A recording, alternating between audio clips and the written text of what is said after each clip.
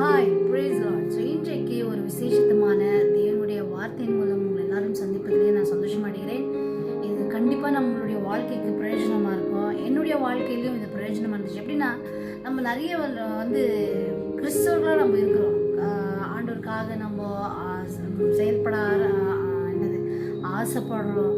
நிறைய பேர் ஆலயத்திலேயே விழுந்து கிடப்போம். எப்போ பாரு ஆலயத்திலேயே வேலை, ஆலயத்தின் பணிகளையே நம்ம செய்கிறோம், ஆண்டவருக்கு ஏற்ற பணிகளையே செய்கிறோம். ஆனால் இன்றைக்கு நாம் எப்படி இருக்கிறோம் அப்படின்றத நான் அந்த ஆண்டவர் எனக்கு காமிச்ச அந்த வசனத்தின் மூலமாக நான் காமிச்சிட்டு இந்த வார்த்தை நான் முடிக்க போகிறேன். அப்போஸ்தலர் 3ஆம் அதிகாரம். இன்றைக்கு நம்ம பார்த்தோம்னா நிறைய கிறிஸ்தவர்கள் தேவனுடைய ஆலயத்தில் வாழ்ந்துட்டு இருக்காங்க. ஆண்டவருடைய ஆலயத்தில் தான் இருப்பாங்க. ஆனால் ஆண்டவர் நமக்கு என்ன நினைக்கிறாரோ அந்த காரியங்களை நாம் செய்வதில்லை. இன்றைக்கு நம்ம பார்க்குற இந்த வசனம் என்னன்னா, அப்போஸ்தலர் 3ஆம் அதிகாரம். அப்போஸ்தலர் 3ஆம் அதிகாரத்தை நம்ம பார்க்கும்போது, பேதுரு அந்த பிறவிலிருந்து சப்பானியாக வாழ்ந்த அந்த மனுஷனை ஆலயத்தில் எழுப்புனதை நம்ம பார்க்குறோம். ஸோ இந்த சப்பானியை பார்க்கும்போது நிறைய வாட்டி நம்ம என்ன பண்ணுவோம், நம்ம சப்பானியை அந்த சத்தியத்தை கேட்கும்போது ஐயோ பாவம் சப்பானி அப்படின்றதான் சொல்லியிருப்போம். ஆனால் இன்னைக்கு நம்ம ஒரு வித்தியாசமான ஒரு வேதத்தை நம்ம பார்க்க போகிறோம். எப்படி தெரியுமா, ஜப வேளையாகிய 9ஆம் மணி நேரத்திலே பேதுருவும் யோவானும் தேவாலயத்துக்கு போனார்கள். அப்பொழுது தன் தாயின் வயிற்றிலிருந்தே சப்பானியாய் பிறந்த ஒரு மனுஷனை சுமந்து கொண்டு வந்தார்கள். தேவாலயத்திலே பிரவேசிக்கிறவர்களிடத்தில் பிச்சை கேட்கும்படி நாள்தோறும் அவனை அலங்கார வாசல் எனப்பட்ட தேவாலய வாசலண்டிலே வைப்பார்கள். தேவாலயத்திலே பிரவேசிக்க போகிற பேதுருவையும் யோவானையும் அவன் கண்டு பிச்சை கேட்டான். பேதுரும் யோவானையும் அவனை உற்று பார்த்து எங்களை நோக்கி பார் என்றார்கள். இந்த மனுஷன் 40 வயசுக்கும் மேற்பட்ட ஒரு மனுஷன். 5 வயசு வரைக்கும் அவங்க அம்மா அவனுக்கு எப்படி ட்ரீட் பண்ணமோ ட்ரீட் பண்ணி சாப்பாடெல்லாம் ஊட்டி ஒரு 5 இயர்ஸ் 6 இயர்ஸ் ஆகும்போது விட்டுட்டு இருப்பாங்க அவனை. ஸோ அவனுடைய வேலை என்ன, அலங்கார வாசல்ல அந்த ஆலயத்துக்கு முன்பதாக உட்காந்து பிச்சை கேட்குற வேலை. ஸோ இவன் போறவங்க வரவங்க எல்லாரையும் பிச்சை கேட்டுட்டு இருக்கான். எத்தனை வருஷமா, 40 வருஷமா, 40க்கு மேலே, 40 வருஷத்துக்கு மேலேனா ஒரு 48 இயர்ஸ்ன்னு வச்சுக்கலாம். 48 இயர்ஸில் ஒரு 8 இயர்ஸ் மைனஸ் பண்ண 41 இயர்ஸ்லேருந்து அவன் அந்த அலங்கார வாசலிலே உட்காந்து பிச்சை கேட்டு கொண்டு இருக்கிறான். நம்ம அப்போஸ்தலர் 1-2 அதிகாரத்தில் பார்க்கும்போது, பரிசுத்த ஆவியானவர் அருளப்பட்ட பிறகு 40 வருஷமா இயேசு கிறிஸ்து அந்த 50 நாள் ஆயிட்ட பிறகு எடுத்துக்கொள்ளப்பட்ட பிறகு கூட அவர் அங்கே தான் இருக்கிறாரு. அந்த இந்த சப்பானி. ஆனா சப்பானியை மீட் பண்ணி வைக்கிறதுக்கு ஆண்டவர் பேதுருவை ரெடி பண்ணியிருக்காரு. அவர் ஏசப்பா பரலோகத்துக்கு ஏறி போனோம், இப்போ பேதுரு அங்கே வந்திருக்காரு.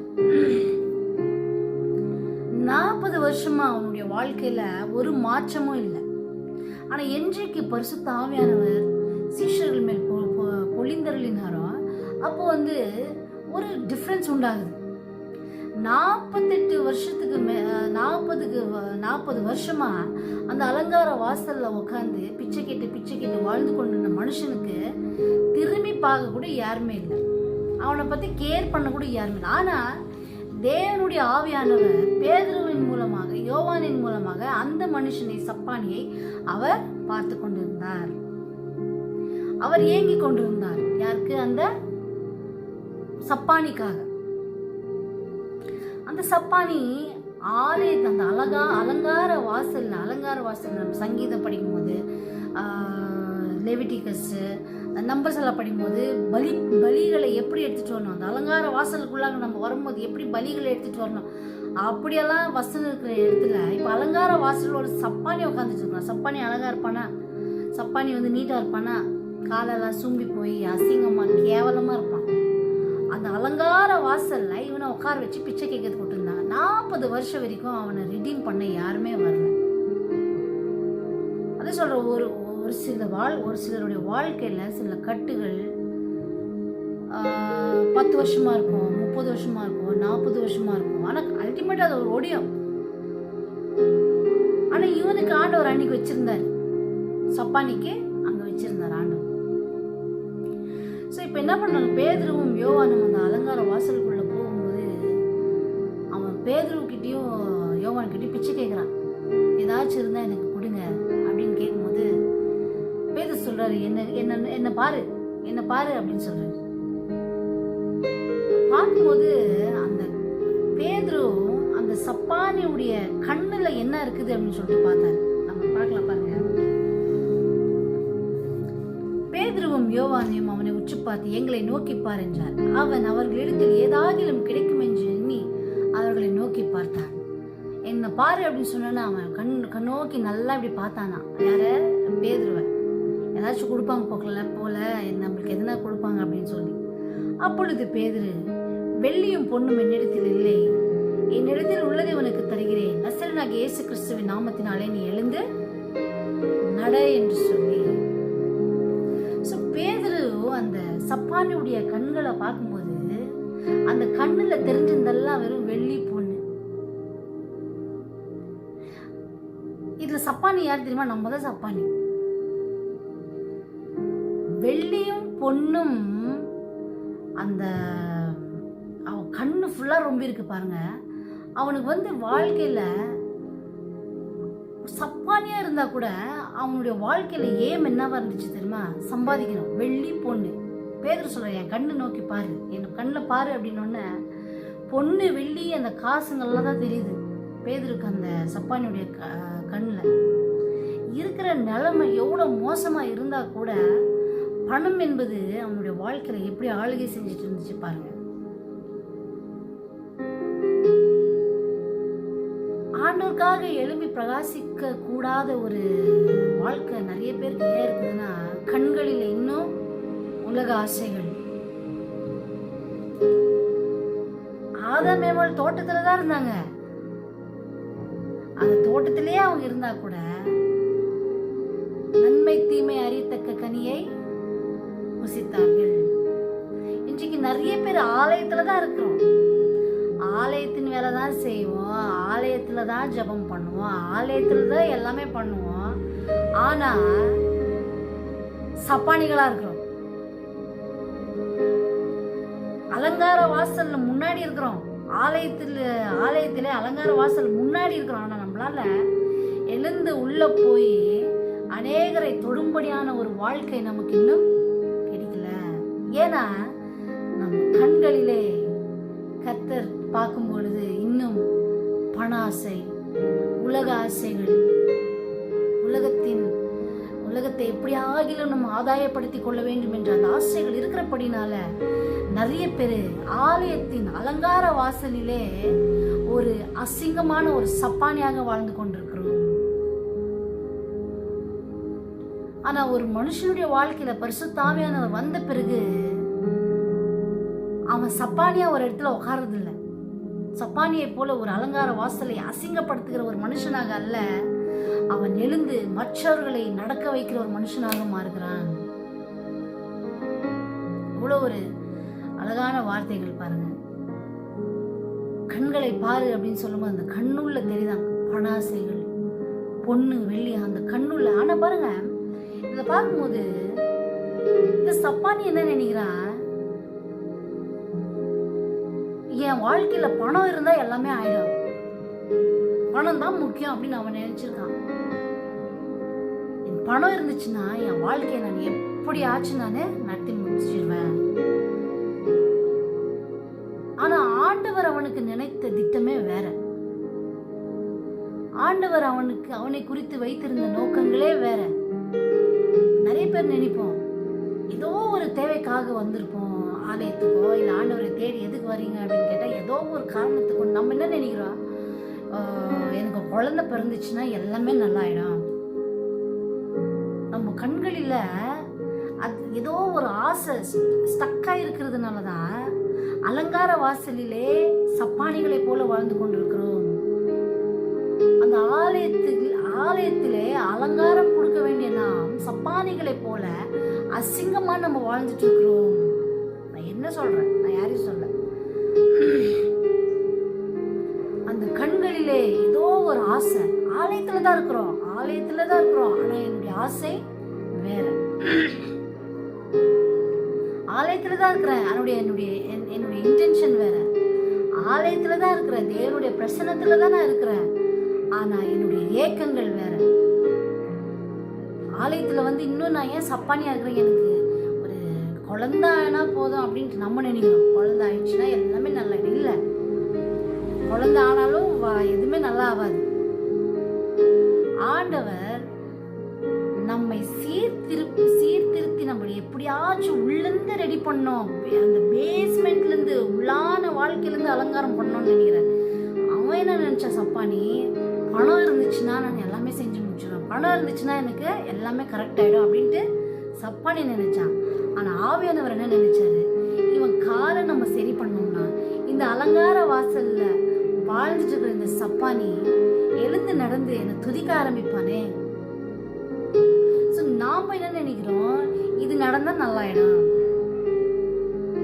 இது சிலவங்க சொல்லுவாங்க, ரொம்ப அடங்காம இருக்கிறான், ஒரு கல்யாணம் பண்ணா நல்லாயிடும், கல்யாணம் ஆயிட்ட பிறகு வாழ்க்கையே மோசமாயிடும். அவனும் மோசமா இருப்பான், வாழ்க்கை அந்த கட்டின அந்த பொண்ணு வாழ்க்கையும் நாஸ்தி பண்ணிருப்பான்.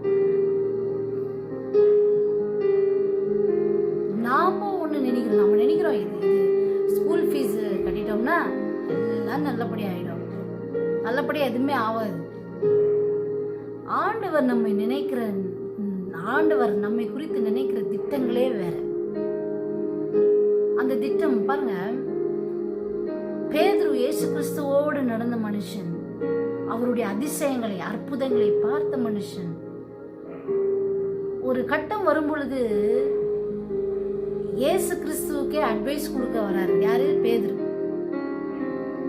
நான் மரிக்க போற உலகத்தின் பாவத்தை சுமந்து இருக்கிற ஆடு அப்படின்னு அவர்களுக்கு தெரிந்திருந்தா கூட பேதுரு அவர் இயேசு கிறிஸ்துவ செப்பரேட்டா கூப்பிட்டுட்டு இதெல்லாம் நீங்க இப்படி சாவக்கூடாது அப்படின்னு சொன்ன உடனே, அப்பாலே போ சாத்தானே, தேவனுக்கு ஏற்றவைகளை நீ யோசிக்காம மனுஷனுக்கு ஏற்றவைகளை நீ யோசிக்கிற.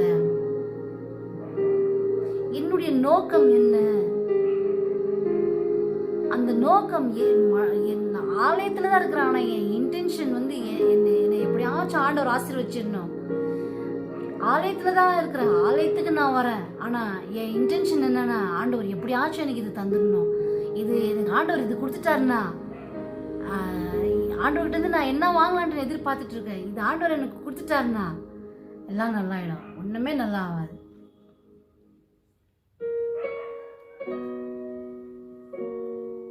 அதுதான் ஆண்டவருடைய திட்டங்கள் வேற. அவர் என்ன நினைச்சாரு, நம்ம இவ்வளவு நினைச்சா ஆவியானவர் நம்ம இயேசு கிறிஸ்து இவ்வளவு நினைக்கிறார், நம்ம இவ்வளவு நினைக்கிறார். அவர் என்ன நினைச்சா, ஐயோ இந்த மனுஷன் சப்பானே இதே இடத்துல வந்துட்டு இருக்கானே, இவனை எப்படியாச்சும் நம்ம நிக்க வச்சுட்டா. அவன் நினைக்கிறான், காசு பணம் இருந்தா நான் எல்லாமே சாதிச்சிடுவேன், பொண்ணு வெளியே இருந்துச்சுன்னா நான் வாழ்ந்துருவேன். இன்னும் அதை விட ஒரு முக்கியமான ஒரு சுகம் அவனுக்கு தேவைப்பட்டது. இன்றைக்கு யார் சப்பானி? நம்ம தான் சப்பானி. அலங்கார வாசலிலே ஆண்டவருடைய அந்த அலங்காரமான அந்த தேவனுடைய ராஜ்யத்திலே அநேகரை எழுப்ப வேண்டிய நாம் இன்றைக்கு நம்முடைய கண்களிலே ஆண்டவர் ஒரு சில காரியங்களை பார்த்து கொண்டிருக்கிறார். அது என்னவா இருக்கும் எனக்கு தெரியாது. ஒருவேளை அவர் என்னுடைய கண்களிலே மாம்சத்தின் இச்சை பார்க்கிறாரா? ஒருவேளை என் கண்களிலே அவர் உலகத்தின் இச்சையை, உலகத்தின் ஆசைகளை, வெறிகளை, களியாட்டுகளை பார்க்கிறாரா? இல்ல ஒருவேளை என் கண்களிலே ஆண்டவர் பார்க்கும் பொழுது ஏதோ ஒரு ஆசை என்னை மயக்கிட்டு இருக்கா? அலங்கார வாசலிலே சப்பானியாக நம்ம வாழ்ந்து கொண்டிருக்கிறோம். ஏன் நம்மளால இன்னுமாக ஆண்டவருக்காக எழும்பி பிரகாசிக்க முடியல? ஏன் பேதுரு அவங்களால அப்போஸ்தலர்கள் என்று ஏன் அழைக்கப்பட்டார்கள்? அப்போஸ்தலர்கள் தங்களுக்கென்று எதுவுமே வைத்துக் கொள்ளவில்லை. எல்லாவற்றையும் பொதுவாக அனுபவித்து தங்களையே இயேசு கிறிஸ்துவை போல அவர்களும் எல்லாமாக வாழ்ந்துட்டாங்க. அவங்களுக்கு இருந்த ஒரே ஒரு நோக்கம், தேவனுடைய ராஜ்யம் எப்படியாகிலும் இந்த உலகத்தில் கட்டப்பட வேண்டும், அதற்காக நாம் எதையாகிலும் செய்ய துணிந்து விட வேண்டும் அப்படின்ற ஒரு ஏக்கம். அலங்கார வாசலிலே வாழ்ந்து கொண்டிருக்கிற அந்த சப்பானி ஆலயத்துக்குள்ளாக அலங்கார வாசலிலே உட்கார்ந்து கொண்டிருக்கிற சப்பானி எல்லாவற்றையும் கிறிஸ்துவுக்கென்று இழந்து தேவனுடைய ராஜ்யத்தை கட்ட வேண்டும் என்ற நோக்கம் இருக்கிற பேதுரு. டிஃபரன்ஷியேஷன், என்னிடத்தில் பொண்ணு வெள்ளி இல்ல, எழுந்து நட. ஆண்டவர் சொல்றாரு, உன் கண்களில் இதெல்லாம் நான் பார்க்கிறேன். ஏதோ ஒரு ஆசை, அலங்கார வாசல் இல்லை, நீ ஆலயத்துக்குள்ளவே இருந்தா கூட ஏதோ ஒரு உலகத்தின் ஆசை உன்னை அப்படியே சப்பானியா ஒரு இடத்துல உட்கார வச்சிட்டு இருக்கு. ஏதோ ஒரு உலகத்தின் கவர்ச்சி, ஏதோ ஒரு டிப்ரெஷன், ஏதோ ஒரு மாம்சத்தின் ஏக்கங்கள், ஏதோ ஒரு இடத்துல ஏதோ ஒரு கோலியாத்தின் பேச்சுகள் உன்னை அப்படியே ஒரு இடத்துல ஒரு சப்பாரியாக உன்னை உட்கார வச்சுட்டு இருக்கு. ஆனா பேதுரு, தேவனுடைய ஆவியானவரை பெற்றுக்கொண்ட அந்த பேதுரு அந்த இடத்துல வந்து விழுந்து போனவர்களை எழுந்து நிற்க வைக்கிற, உறங்கி போனவர்களை தட்டி எழுப்புகிற அந்த வல்லமையை பெற்ற பேதுருவை போல எத்தனை பேர் நம்ம இன்னைக்கு இருக்கிறோம்? தேவ பிள்ளைகளை, இன்றைக்கு நாம் கடைசி நாட்களிலே நாம் வாழ்ந்து கொண்டிருக்கிறோம். What is God looking into our eyes? What does God find in our eyes? அவர் நம்மை பார்க்கும் பொழுது என்ன பார்க்கிறாரு? எனக்கு இது நீங்க செஞ்சிருவீங்களா?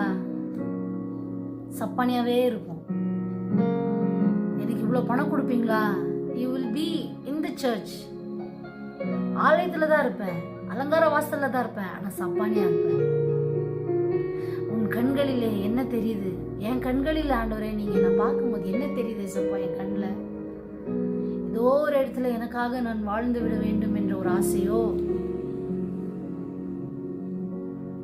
எப்படியாச்சும் உங்ககிட்ட இருந்து எதையாச்சும் நான் வாங்கிடணும், அதற்காக நான் நடித்து, ஒருவேளை நான் அந்த ஆலய அலங்கார வாசல்ல பிச்சை எடுத்தா கூட பரவாயில்ல, ஆனா எனக்கு வேண்டியதை நான் பெற்றுக்கொள்ள வேண்டும் என்ற ஒரு ஒரு மோசமான எண்ணம் உடையவளோ?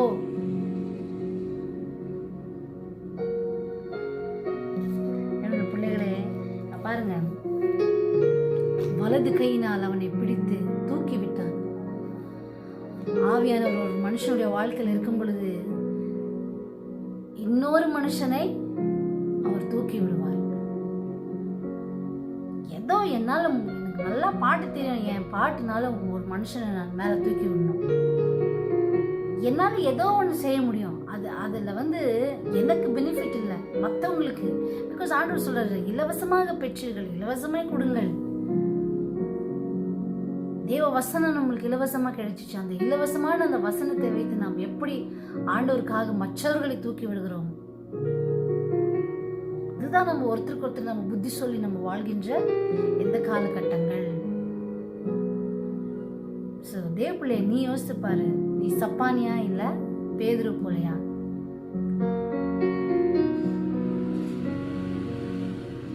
பேதுரு போல எழுந்து மற்றவர்களை தூக்கி விடுகிற, ஒரு எழுப்பி விடுகிற ஒரு நல்ல ஒரு தேவனுடைய பிள்ளைகளாக,